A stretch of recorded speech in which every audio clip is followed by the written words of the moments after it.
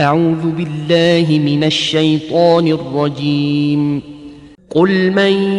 يرزقكم من السماء والأرض أمن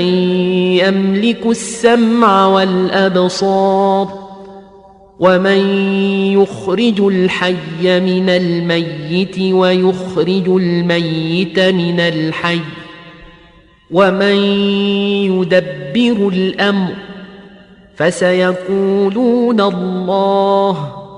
فقل أفلا تتقون فذلكم الله ربكم الحق فماذا بعد الحق إلا الضلال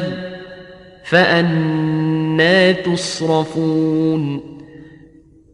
كذلك حقت كلمة ربك على الذين فسقوا أنهم لا يؤمنون